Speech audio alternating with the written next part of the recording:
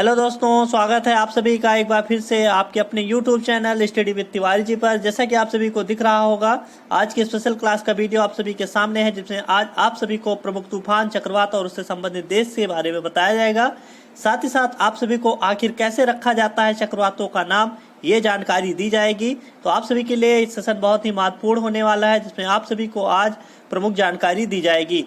तो आप सभी के लिए ये सभी परीक्षाओं के लिए महत्वपूर्ण सेशन है, जिसमें आज आप सभी का टॉपिक प्रमुख तूफान, चक्रवात और उससे संबंधित देश को कवर किया जाएगा। साथ ही साथ आप सभी को चक्रवातों का नाम किस तरीके से रखा जाता है, इसके बारे में बताया जाएगा। तो आज के हम सेशन की शुरुआत करते हैं। इससे पहले आप सभी को बताना चाहेंगे, अगर आपने हमारे YouTube channel study with Tiwari ji को अभी तक सब्सक्राइब नहीं किया है तो आज ही सब्सक्राइब कर लीजिए। साथ ही साथ आप सभी से अनुरोध है कि अगर आपको हमारा वीडियो पसंद आता है तो इसे लाइक और शेयर जरूर कीजिए। आज अपने सेशन की तरफ मूव करेंगे। जैसा कि आप सभी को आपकी स्क्रीन पर दिख रहा होगा, चक्रवातों का नाम कब रखा जाता है। सबसे पहले ये आप सभी को बताया जाएगा कि चक्रवातों का नाम कब रखा जाता है। तो आपको बताना चाहेंगे कि जब तूफानी हवाओं की गति 74 मील पर आवर या 120 किलोमीटर प्रति घंटा या इससे अधिक होती है, तब इसे साइक्लोन, हरिकेन या टाइफून माना जाता है। तूफानी हवाओं की इस गति के आधार पर उसे चक्रवात का नाम दिया जाता है। आप सभी के लिए इंपॉर्टेंट पॉइंट है, आप सभी को इसे याद कर लेना है। तो स्पीड कितनी होनी चाहिए, तो 74 मील पर आवर होनी चाहिए या 120 किलोमीटर प्रति घंटा होनी चाहिए, या इससे अधिक होती है तब इसे साइक्लोन, हरिकेन या टाइफून माना जाता है। अब इनकी हवाओं की गति के आधार पर यह तय किया जाता है, ये चक्रवात का नाम दिया जाता है। आगे की स्लाइड में आप सभी को बताया गया है चक्रवातों का नाम कैसे रखा जाता है। तो भारतीय मौसम विभाग है, जिसका मुख्यालय नई दिल्ली में है। अब ये क्या करता है, भविष्य के उष्णकटिबंधीय चक्रवातों के 169 नामों की एक सूची जारी की गई है, जो बंगाल की खाड़ी और अरब सागर में उत्पन्न होंगे। तो आप सभी को यहाँ पर दिखाना चाहेंगे, बे ऑफ बंगाल आप सभी को दिख रहा होगा, बंगाल की खाड़ी, और ये अरेबियन सी है।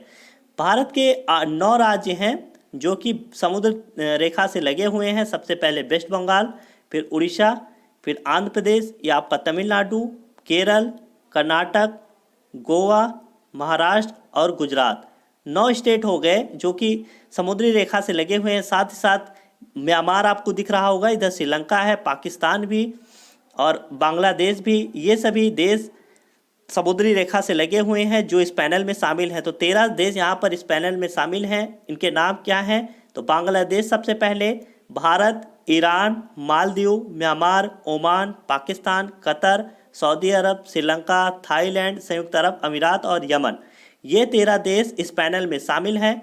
अब भारत IMD जो कि नई दिल्ली में स्थित है, ये क्या करता है, तो भारतीय मौसम विभाग को चक्रवात और तूफान के विकसित होने पर 12 अन्य देश हैं, इनसे सलाह लेने का अधिकार है। तो IMD को 12 अन्य देशों से सलाह लेने का अधिकार है। अब भारत के अलावा जितने भी 12 देश हैं, Bangladesh, Iran, Maldives, Myanmar, Oman, Pakistan, Qatar, Saudi Arab, Sri Lanka, Thailand और संयुक्त अरब अमीरात और यमन, ये 12 देश हो गए। ये IMD को अपनी नाम की सूची देते हैं, साथ ही साथ ये सलाह देते हैं कि नाम कौन सा रखना है। अब IMD को ये अधिकार प्राप्त है कि वो इस नाम को लेना चाहता है या नहीं लेना चाहता है। साथ ही साथ आपको बताना चाहेंगे, वर्ष 2018 में इन देशों में, पहले आपको बताना चाहेंगे टोटल 8 देश थे। इसमें 2018 में ईरान, कतर, सऊदी अरब, UAE, यमन इस पैनल में शामिल हो गए हैं। टोटल देशों की संख्या 13 हो जाती है। तो पहले क्या हुआ था, 2004 में WMO है, इसका फुल फॉर्म क्या है, वर्ल्ड मेट्रोलॉजिकल ऑर्गेनाइजेशन है। इसके दिशा निर्देशानुसार इस क्षेत्र में 8 देशों के सुझाए गए नामों का इस्तेमाल करके वर्ष 2004 में 64 नामों की सूची तैयार की गई थी। अब आपको बताना चाहेंगे, इससे पहले 8 देश थे, अब प्रत्येक देश के द्वारा 8-8 नाम दिए गए थे। तो टोटल देशों की संख्या, टोटल नामों की संख्या कितनी हो जाती है, तो 64 नामों की एक सूची तैयार की गई, जिसमें पुरानी लिस्ट सूचीबद्ध होने वाला आखिरी चक्रवात अम्फन था। तो आपको बताना चाहेंगे, अम्फान चक्रवात है, आप सभी को दिख रहा होगा, उड़ीसा और पश्चिम बंगाल इससे संबंधित राज्य हैं, तो इसका नामकरण दिया गया। अब अम्फान जो आखिरी चक्रवात था, यह आखिरी था। इसके बाद एक नई लिस्ट तैयार की गई जिसमें 169 नाम हैं। अब 169 नामों में 13 देशों ने 13-13 नाम दिए, टोटल 169 नाम हो गए। अब क्या बताया गया है यहाँ पर, 2020 में IMD ने WMO दिशा निर्देशानुसार चक्रवात के नामों की एक नई सूची जारी की थी, जिसमें 13 देशों के लिए प्रत्येक चक्रवात के 13 नाम शामिल थे, जिनकी कुल संख्या 169 थी। तो आपको जैसा हमने बताया है कि 13 देशों द्वारा 13 नाम दिए गए, टोटल नामों की संख्या हो जाती है 169। अब भारत के द्वारा जो भी सुझाए गए नाम हैं वो इस प्रकार हैं: गति, तेज, मुरासू, आग, व्योम, झार, प्रवाहो, नीर, प्रभंजन, घूर्णी, अम्बुद, जलाधि और बेगा। आप सभी को ये नाम दिख रहे होंगे। टोटल 13 नाम है जो कि भारत द्वारा सुझाए गए हैं। ऐसे ही करके अन्य जो 12 देश हैं इनके द्वारा भी नाम सुझाए गए हैं। अब टोटल 169 नाम निकल के आते हैं। भारत द्वारा सबसे पहले दिख रहा होगा आपको गति नाम सुझाया गया है। अब इसे लिस्ट में कैसे देखा जाता है, किस तरीके से कोई चक्रवात आता है तो उसका नामकरण किया जाता है, आइए देख लेते हैं। तो नीचे आप सभी को पहले हम दिखाना चाहेंगे, लिखा गया है कि पैनल में शामिल देश जो होते हैं उन नामों की सूची देते हैं। अब उसको पैनल में शामिल देशों के अल्फ़ाबेट के हिसाब से नामों को सूचीबद्ध किया जाता है। जैसे अल्फ़ाबेट के हिसाब से सबसे पहले बांग्लादेश का नाम आएगा, फिर भारत का, इसी तरीके से तूफानों का पहला नाम बांग्लादेश वाला रखा जाएगा और यह क्रम ऐसे ही चलता रहेगा। तो आपको यहाँ हमने दिखाया था, ऊपर देशों का नाम दिखाया था। टोटल देश जो थे बांग्लादेश था, भारत था, ईरान था, मालदीव था, म्यांमार था, ओमान था। तो आपको दिखाना चाहेंगे बांग्लादेश का जो नाम आता है इंग्लिश अल्फ़ाबेट बी से आता है। तो बी से आता है सबसे पहले बांग्लादेश का नाम, फिर भारत का नाम आई से आ गया इंडिया, ईरान का नाम आ गया IN हो जाता है, उसके बाद ईरान हो गया, मालदीव हो गया, म्यांमार हो गया, ओमान हो गया, पाकिस्तान हो गया, कतर हो गया, सऊदी अरब हो गया और श्रीलंका हो गया, थाईलैंड हो गया, संयुक्त अरब अमीरात हो गया और यमन हो गया। तो ये जो नाम दिए गए हैं आप सभी को इंग्लिश के अल्फ़ाबेट के अनुसार दिए गए हैं। अब बांग्लादेश द्वारा मान लीजिए 13 नाम दिए गए हैं, इसी तरीके से अन्य देशों द्वारा 13 नाम दिए गए हैं। टोटल 169 नाम आप सभी के हो गए हैं। अब इन्हें कैसे रखा जाएगा, तो सबसे पहले बांग्लादेश का नाम बी से आता है। अब बांग्लादेश द्वारा मान लीजिए X नाम यहाँ पर सुझाया गया है, भारत द्वारा Y नाम सुझाया गया, ईरान द्वारा Z नाम सुझाया गया। आपको एक समझाया जा रहा है उदाहरण के माध्यम से कि इन देशों द्वारा कोई कोई नाम दिया गया। अब टोटल यहाँ पर 3 नाम निकल के आते हैं। अब कोई चक्रवात मान लीजिए एक्टिव हुआ, आया है, तो सबसे पहले बांग्लादेश वाला नाम रखा जाएगा क्योंकि बी जो है इंग्लिश अल्फ़ाबेट में सबसे पहले आता है। फिर इंडिया का नाम आएगा। तो 13 नाम दिए गए हैं बांग्लादेश के, तो 13 नाम एक साथ नहीं इस्तेमाल किए जाएंगे, ना कि इस तरीके से इस्तेमाल किया जाएगा कि एक पहले बांग्लादेश का लिया जाएगा, फिर दूसरा चक्रवात आएगा तो भारत का सुझाया गया नाम लिया जाएगा, तीसरा आता है तो ईरान का नाम लिया जाएगा और चौथा फिर मालदीव का, म्यांमार का, ओमान का, पाकिस्तान का, कतर का, सऊदी अरब, श्रीलंका, थाईलैंड, संयुक्त अरब अमीरात और यमन का। तो इस तरीके से नाम लिए जाएंगे। जब 13 नाम पूरे हो जाएंगे तो एक बार फिर से दूसरा नाम देखा जाएगा, बांग्लादेश द्वारा जो लिया गया है उसे शामिल किया जाएगा। तो इस तरीके से नामों को डिसाइड किया जाता है कि कौन सा नाम रखना है। आगे की स्लाइड में आपको बताया गया है, नीचे आप थोड़ा सा हम स्क्रॉल करेंगे, आप सभी को यहाँ पर दिख रहा होगा। आपको हमने बताया ये नाम जो दिए गए हैं वो 25 साल को लेकर एक सूची बनाई गई है। तो टोटल कितने साल के लिए, तो 25 साल के लिए सूची बनाई जाती है। अब 25 सालों के लिए बनी सूची को बनाते समय यह माना जाता है कि हर साल कम से कम 5 चक्रवात आएंगे। इसी आधार पर सूची के नामों की संख्या तय की जाती है। तो हर साल अगर 5 चक्रवात आते हैं, टोटल 25 साल हो गए हैं आप सभी के। तो आप सभी के लिए स्पेशल पॉइंट, ये आप सभी के लिए इंपॉर्टेंट पॉइंट आप सभी के लिए सामने रखा गया है। आशा करते हैं आप सभी को समझ में आ गया होगा कि किस तरीके से चक्रवातों का नामकरण किया जाता है। अब इसके लिए कुछ कंडीशन भी हैं कि किस तरीके से नाम जो है लिए जाते हैं किसी देश द्वारा, तो उनके बारे में बताया जाएगा आपको कि कैसे इन नामों को रखा जाता है। तो मान लीजिए किसी देश द्वारा कोई नाम लिया गया, बांग्लादेश द्वारा या किसी भी देश द्वारा कोई नाम लिया जाता है, तो उस देश द्वारा जब नाम दिया जाएगा तो सबसे पहले आपको बताना चाहेंगे वो 8 अक्षर से अधिक नहीं होना चाहिए। तो एक स्लाइड ऐड करते हैं। तो आपको बताना चाहेंगे जो अक्षरों की संख्या होनी चाहिए, अक्षर जो होने चाहिए वो 8 अक्षर से अधिक नहीं होने चाहिए। साथ ही साथ वो जो नाम होना चाहिए वो उच्चारण में आसान होना चाहिए। वो किसी को ठेस पहुंचाने वाला नाम नहीं होना चाहिए कि किसी को उस नाम से कोई ठेस पहुंचे, तो ऐसा नाम नहीं होना चाहिए। साथ ही साथ उस देश को जो नाम दिया है, मान लीजिए बांग्लादेश ने कोई नाम दिया है, X नाम दिया है, तो क्या किया जाता है, बांग्लादेश ने जो नाम दिया है उसका प्रोनाउंसिएशन क्या होता है, साथ ही साथ उसका लिखित उच्चारण, जैसे मान लीजिए बांग्लादेश ने यहाँ पर ताउते आपको बताना चाहेंगे, ये देखिए आप सभी को दिख रहा होगा। तो जापान आप सभी को दिखाना चाहेंगे, थोड़ा सा नीचे स्क्रॉल करते हैं, एशिया का कोई देश देखते हैं।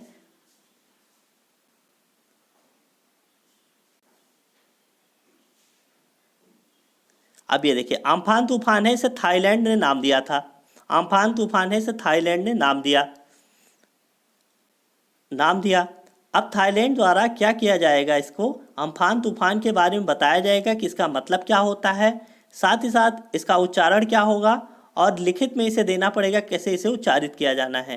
तो आप सभी को बताना चाहेंगे, ये सभी मोस्ट इंपॉर्टेंट पॉइंट आप सभी के सामने हैं, जो कि हमने स्लाइड तैयार की है। तो इस स्लाइड से आप सभी को, इस वीडियो से बहुत सारी जानकारी मिलने वाली है, तो आप सभी को वीडियो पूरा देखना है। तो जैसा कि हमने आपको बताया, अक्षरों की संख्या 8 से अधिक नहीं होनी चाहिए। नाम जो दिया गया है उसका उच्चारण आसान होना चाहिए, जिससे आम जन की भाषा में मान लीजिए उसे उच्चारित करना पड़े तो उसे कठिनाई न महसूस हो उच्चारित करने में। साथ ही साथ उसका लिखित उच्चारण भी देना पड़ेगा, और उसका मतलब भी बताना पड़ेगा कि एक्स जो नाम दिया गया है किसी भी देश द्वारा, उसका मतलब क्या होता है। क्योंकि जो भी नाम दिए जाते हैं, बांग्लादेश ने कोई नाम दिया, श्रीलंका ने कोई नाम दिया, तो उस देश के हिसाब से कोई नाम दिया जाएगा, उस भाषा के हिसाब से कोई नाम दिया जाएगा। अब उस भाषा के हिसाब से उसका मतलब क्या होता है, ये मतलब भी बताना पड़ेगा कि इसका मतलब क्या होता है। तो आप सभी को, जैसा कि हमने बताया, आप सभी के लिए टॉपिक बहुत ही महत्वपूर्ण है। आगे की स्लाइड में हम देखते हैं वर्ष 2019 से 2021 में आए हुए तूफान और उससे संबंधित देश। तो सबसे पहले नज़र डालते हैं, अम्फान यहाँ पर है और यास है, इससे अफेक्टेड कौन कौन से राज्य हैं, ये कौन कौन से देश हैं। तो उड़ीसा और पश्चिम बंगाल अम्फान और यास से संबंधित राज्य हैं, आप सभी को इसे याद कर लेना है। निसर्ग और ताउते की बात करें, जो भी हाईलाइटेड है, रिसेंट में आए हुए तूफान या साइक्लोन है, तो आप सभी को इसे याद कर लेना है, आपके पेपर में इसे पूछा जा सकता है। आगे आप सभी को इसके बारे में भी बताया गया है कि इससे जुड़े हुए कि कब ये आया था, साथ ही साथ कौन से राज्य इससे इफेक्ट हुए थे, और साथ ही साथ किस देश ने इसका नाम दिया था और इसका मतलब क्या होता है। तो एक बार देख लेते हैं इन तूफानों के नाम, साथ ही साथ संबंधित देश, और उसके बाद इसे डिटेल में बताया जाएगा। तो अम्फान तूफान की बात करते हैं, अम्फान साइक्लोन की बात करते हैं, यास साइक्लोन की बात करते हैं, तो उड़ीसा और पश्चिम बंगाल इससे अफेक्टेड स्टेट हो जाएंगे। निसर्ग और ताउते को देखते हैं, तो महाराष्ट्र और गुजरात इससे संबंधित राज्य हैं, जो कि भारत में स्थित है। डायने चक्रवात की बात करते हैं, तो मेडागास्कर देश है, इससे इफेक्टेड है। बुरेवी चक्रवात तमिलनाडु में आया था। गति सोमालिया, फेक्साई तालीम और हैसेन जापान से संबंधित टाइफून है। थोड़ा सा नीचे स्क्रॉल करते हैं, डोरियन आपको नाम दिख रहा होगा, ये उत्तरी बहामास अमेरिका में स्थित देश है। तो डोरियन उत्तरी बहामास में संबंधित है। वायु गुजरात राज्य से संबंधित है। फोनी और तितली उड़ीसा राज्य से संबंधित है। उस्मान वामको गोनी फिलीपींस से संबंधित है। निवार तमिलनाडु और पांडिचेरी से संबंधित। तो जितने भी नाम आपको भारत वाले बताए जा रहे हैं, आप सभी को स्पेशल रूप से देख लेना है, मुख्य रूप से देख लेना है, क्योंकि आप सभी के लिए इम्पॉर्टेंट है, आपके पेपर में इसे पूछा जा सकता है। नीचे आप सभी को लॉरा और एटा दिख रहे होंगे, ये निकारागुआ होंडुरास मध्य अमेरिका में स्थित देश हैं। तो आप सभी को बताना चाहेंगे, निकारागुआ और होंडुरास का संबंध लॉरा और एटा चक्रवात से है। सिमरोन क्रोसा और टॉमी जापान से संबंधित हैं। अल्बर्टो अल्बामा फ्लोरिडा और मिसिसिपी से संबंधित है। और मैकून सागर जो कि नाम है, ये यमन की खाड़ी से। और कैनी जोसाई यासा फिजी से संबंधित है।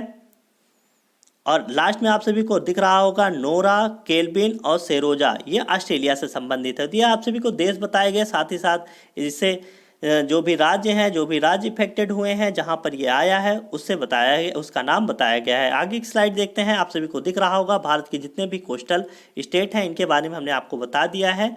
और साथ ही साथ जितने भी देश आप सभी को यहाँ पर दिख रहे होंगे, ये समुद्री रेखा से लगे हुए हैं। तो आप सभी के लिए ये इंपॉर्टेंट पॉइंट है। टोटल 13 देश हैं इस पैनल में, 13 देश हैं, और 13 देशों द्वारा 13 नाम दिए गए हैं। टोटल नाम हो जाते हैं 169। आगे की स्लाइड में देखते हैं, अम्फान तूफान की बात करते हैं। तो अम्फान तूफान का नाम थाईलैंड ने दिया था। थाईलैंड ने नाम दिया था, जिसका मतलब क्या होता है, तो स्काई होता है। अपडेट कब थी, तो मई 2020 में आया था। कहाँ पर आया था, तो उड़ीसा और वेस्ट बंगाल में आया था। तो आप सभी को इसे याद कर लेना है। नेक्स्ट देखते हैं, या साइक्लोन ओमान में आया, ओमान ने इसका नामकरण किया है। जूही का फल इसका नाम है। शाब्दिक अर्थ क्या होता है इसका, तो जूही का फल होता है। डेट मई 2021 में आया था, तो रिसेंट में आया हुआ है ये तूफान। तो आप सभी को इसे याद कर लेना है, आपके पेपर के लिए इंपॉर्टेंट है। नेक्स्ट देखते हैं, उड़ीसा वेस्ट बंगाल इससे अफेक्टेड स्टेट थे। नेक्स्ट देखते हैं, निसर्ग तूफान, जो कि बांग्लादेश ने इसका नाम दिया था, जिसका मतलब क्या होता है, तो प्रकृति होता है। डेट की बात करें तो जून 2020 में ये आया था। महाराष्ट्र और गुजरात इससे अफेक्टेड स्टेट थे निसर्ग तूफान से। नेक्स्ट देखते हैं, ताउते साइक्लोन आप सभी को दिख रहा होगा, म्यांमार ने इसका नामकरण किया था। गेको इसका मतलब होता है, जिसका मतलब क्या होता है, तो तेज आवाज़ निकालने वाली छिपकली होती है। मई 2021 में इसकी डेट है, और महाराष्ट्र और गुजरात इससे संबंधित राज्य हैं। नेक्स्ट देखते हैं, निवार तूफान आप सभी को दिख रहा होगा, निवार साइक्लोन आप सभी को दिख रहा होगा, ईरान ने इसका नामकरण किया है। रोकथाम करना इसका मतलब है, निवार का मतलब क्या होता है, तो रोकथाम करना होता है। डेट की बात करें तो नवंबर 2020 में आया था ये। तमिलनाडु और पांडिचेरी इससे संबंधित राज्य हैं। ये सभी जितने भी आप सभी को बताए गए हैं अभी तक, ये भारत के साइक्लोन थे जो कि अभी तक आए हैं। गति की बात करते हैं तो भारत ने इसका नाम दिया था, आपको हम दिखाना चाहेंगे, ये पहला नाम यूज हो चुका है भारत का। आप सभी को दिख रहा होगा, ये भारत ने नाम दिया था, सबसे पहला नाम गति था जो कि यूज हो चुका है। अब दोबारा जब आएगा तो तेज नाम उसका रखा जाएगा। देखते हैं यहाँ पर,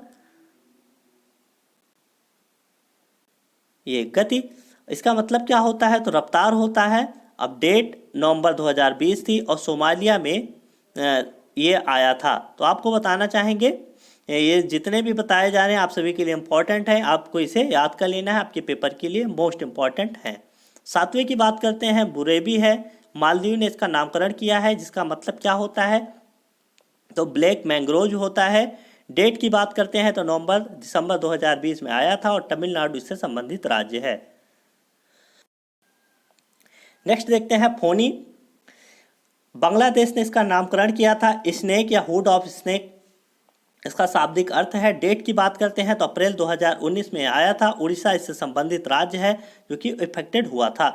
नेक्स्ट देखते हैं, तितली, जिसका नामकरण पाकिस्तान ने किया है। डेट थी अक्टूबर 2018। उड़ीसा इससे संबंधित राज्य है।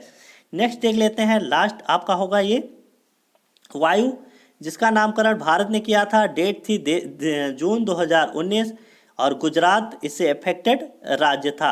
तो आप सभी को बताना चाहेंगे, जो भी आप सभी को बताए गए हैं नाम, साथ ही साथ इससे जुड़े हुए तथ्यों के बारे में बताया गया है, आप सभी के लिए मोस्ट इम्पॉर्टेंट है। आप सभी को इसे याद कर लेना है, और ये वीडियो पूरा देखना है, जिससे आप सभी के मन में जितने भी डाउट हैं कि आखिर चक्रवातों का नाम कैसे रखा जाता है, और साथ ही साथ किस चक्रवात का संबंध किस देश या किस राज्य से है, ये भी आप सभी को बताया गया है। तो आशा करते हैं ये वीडियो आप सभी को पसंद आया होगा।